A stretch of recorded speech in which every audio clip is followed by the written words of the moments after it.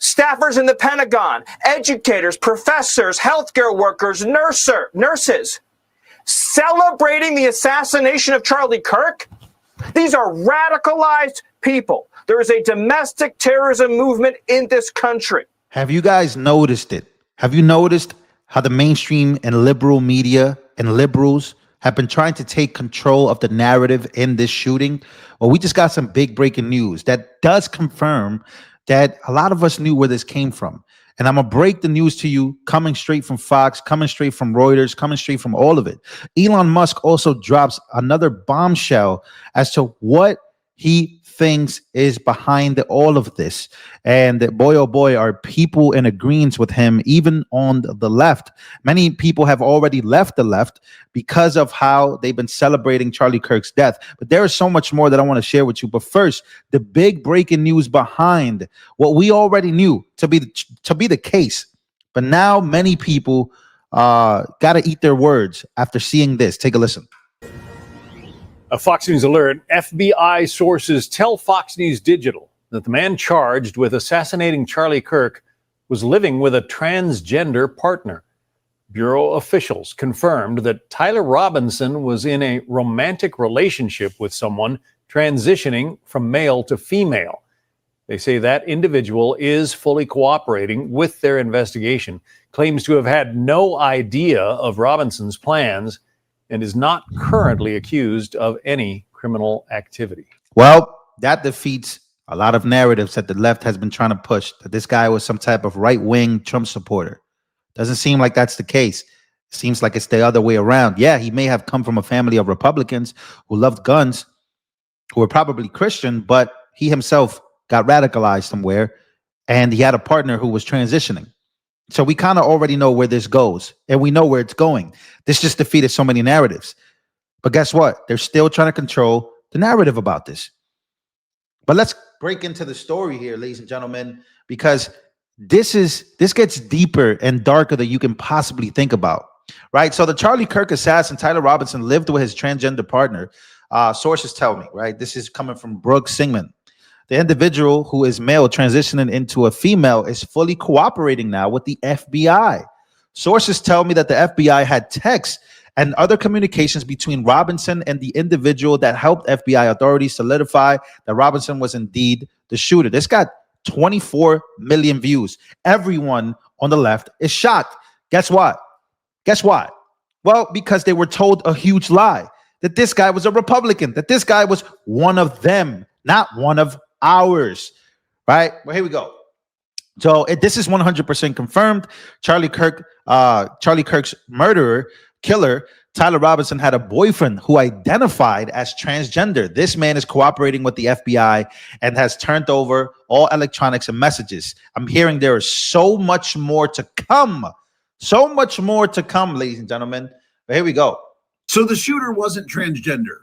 His boyfriend was. Yet the assassin, Tyler Robinson, was living with his transgender partner, a man who was transitioning to be a woman. We also learned that this guy is a member of the Democratic Socialists of America. Also, just a reminder, he didn't give money to Trump's campaign.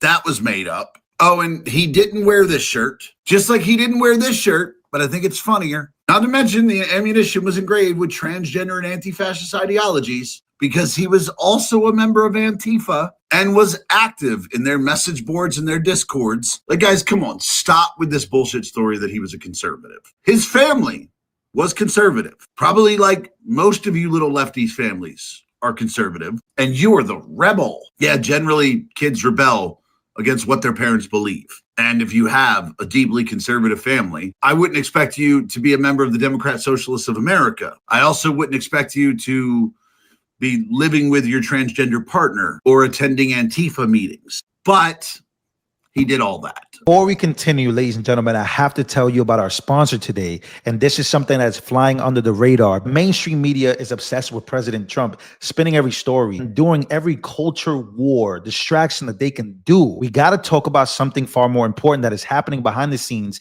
involving a company called the Western Star Resources. Gold just hit an all-time high, and silver is back at levels that we have not seen since 2011. And yeah, that's with a strong dollar and rising treasury yields. Normally, that would push gold down, but this time gold is actually breaking out. Why? Because big money sees what's coming: an economic slowdown, Fed rate cuts, global instability. President Trump made his position very clear on Truth Social. Gold will not be tariffs. I don't trust the system at all, and you probably don't either. That's why it's worth looking at Western Star Resources. They're lean, they're early, and they're out there looking for the next big gold discovery. In a gold bull market, these are the kinds of plays that can really move. And gold keeps climbing like experts say it will. Companies like Western Star could actually benefit in a major way. So you guys got to do your own research. I'm not a financial advisor. Don't wait for CNN, MSNBC to tell you that stuff is happening. By the time they do, the opportunity is already gone. So if you're into gold and silver or just want to learn more about this, check out Western Star Resources, making gold and silver great again. I'll drop in the link down below. Make sure to click. Now let's get back to the topic at hand. I tell you, man, there are so many connections to this, and I'm glad that you guys are here watching me break this down, because again, many people are trying to take control of the narrative, right? But it's just not working. Here is Elon Musk. He says it's no longer left versus right. It is what we're facing right now is evil versus good, good versus evil. That's what we're facing. We are not facing the right and the left. He's saying that we are facing good and evil, evil and good. Both cannot coexist in a world of politics, because it's far beyond politics. It is spiritual. It's something deeper. And you as a Christian, well, you know what's going on. If you're a Christian person, you know what's happening. You know exactly what is taking place right now. And here's Elon Musk again today dropping some bombs about the violence stemming from evil. Take a listen. And then you see how much violence there's on the left, with our friend Charlie Kirk getting murdered in cold blood this week, and people on the left celebrating it openly. The left is the party of murder and celebrating murder. I mean, let that sink in for a minute. That's who we're dealing with here. That is who we're dealing with. Yeah, so that was Elon Musk speaking to Tommy Robinson. They had, as you can see, the crowd went crazy. There were so many people that came out to this rally on behalf of Charlie Kirk. A lot of people were honoring Charlie Kirk. But again, like I said, there was a huge shift here. Aside from politics, aside from what you may or may not disagree with, aside from what your stances could be on war, what your stances could be on foreign policy, domestic issues, you should know that as a Christian or as somebody that claims to be good, or at least tries to be, the people celebrating, the people doing all these weird, evil things, that is the battle. That is the war that we're in. It's the spiritual side of things. And again, I'm going to go here real quick. Somebody pointed this out. So I'm going to read it to you. Again, I don't want to get banned off YouTube. I don't want to get banned off YouTube, but this is someone's opinion that I wanted to read. So Denver shooter was a trans person. Aberdeen shooter was a trans person. Nashville shooter was a trans person. Philadelphia shooter was a trans person. Colorado Springs shooter was a non-binary. Iowa shooter, gender fluid. Minneapolis shooter was a trans. Charlie Kirk shooter had a trans partner. So there's some type of connection there. Many people are noticing. But again, you can't really say this stuff because it would be hateful. But at this point, I think a lot of people are just sick and tired. They have fatigue. They're fatigued on this. They don't care anymore. People don't care. They're pointing it out. They're saying it. They don't care of these fake consequences that may be coming to them if they say this. But here's something that I really wanted to point out to you guys. There's been a lot of people getting fired. A lot of companies, a lot of organizations have been getting fired. Here's Stephen Miller going scorched earth on this, because many people on the left, they are literally they have no limits to this. They literally have no limits. Like, they want to keep going. A lot of people are making the case that the left would love a war because of some of their reactions. That, oh man, I've seen some of the nastiest reactions. Let's take a listen to this. Where the left calls people enemies of the republic, calls them fascists, says they're Nazis, says they're evil, says they have to be removed, and then prints their addresses. What do you think they're trying to do? They are trying to inspire someone to murder them. That is their objective. That is their intent. And when you see online, Sean, as we've seen for the last few days, tape after tape after tape of federal workers, bureaucrats, staffers in the Pentagon, educators, professors, healthcare workers, nurses, celebrating the assassination of Charlie Kirk. These are radicalized people. There is a domestic terrorism movement in this country. And let me tell you something I'd not share with anybody, but the last message that Charlie Kirk gave to me before he joined his creator in heaven was he said that we have to dismantle and take on the radical left organizations in this country that are fomenting violence. That was the last message that he sent me before that assassin stole him from all of us. And we are going to do that under President Trump's leadership.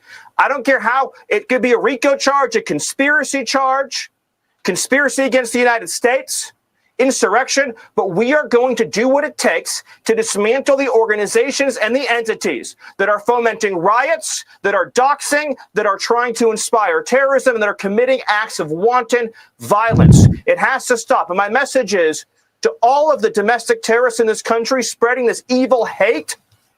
You want us to live in fear? We will not live in fear, but you will live in exile. So that's Stephen Miller, one of Trump's top advisors. He goes off there. And again, Bukele, president of El Salvador, who, again, has turned this country around for the best, he said that one of the main ways to destroy America would be from the inside. Destroying America from the inside, dividing its people, destroying the mentally, getting to them. It will take years, but it seems that we're at that place now. Seems that we're at that place right now. One last thing I want to play for you guys is this right here. Holy crap. Trump posted this video suggesting that he will consider creating Charlie Kirk Act to enact hefty fines that damn near bankrupt news corporations who espouse dangerous lies that could literally lead to political violence. Now, we know, a lot of us already know. We know how we got here. We don't have to, we already know. But I'm going to leave you with this video that Trump reposted of this young lady asking Trump to do something about the mainstream media that was done actually by Democrats before. Could you believe that? I'll leave you guys with this video. Make sure to smash the like button. I'll see you guys on the next one. His administration. If you stay to watch the video, please tag him down below, share, and repost so we can try to get this to him as quickly as possible and hope that he can do something with this. President Trump, as a supporter who voted for you 3 times, I am hoping and praying that you will revisit what Barack Obama and Joe Biden got rid of back in 2013, which is the Smith-Mundt Act, which held news corporations accountable for lying to the American people and spreading propaganda instead of truth. I think instead of bringing it back as a Smith-Mundt Act, you name it the Charlie Kirk Act, you make it a law, and you make it damn near impossible for these people to continue to lie to the American public, which has brought chaos, hatred, division, and anarchy all across this country. Fines out the ass, which will damn near bankrupt their companies should they lie to the American people ever again. They can have their opinions, that's fine. They need to state that it is their opinion and that it is not a fact. Because of their constant lies, a man lost his life over it. Because of the constant hateful rhetoric of calling him a fascist and a Nazi and a white supremacist and a bigot, the same thing that they called you, this man is dead. I think this would be a great legacy for him to have a law named after him to force journalists to finally start telling the truth and having the integrity that they have lacked for over a decade. I hope that this gets to you. I hope that you think about it and that you pass it into law. Because we are on a dangerous path right now with the constant lies and the propaganda, and that doesn't end just at news journalists.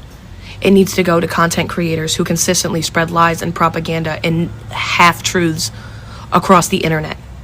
This needs to end, and people need to start being held accountable for baseless claims over absolute abysmal things. It needs to end. So please, if you have it in your heart to have the time to do this, get this in front of Congress, get get this passed as a law and start holding these news corporations, be they right, left, or center, accountable for their behavior. Thank you.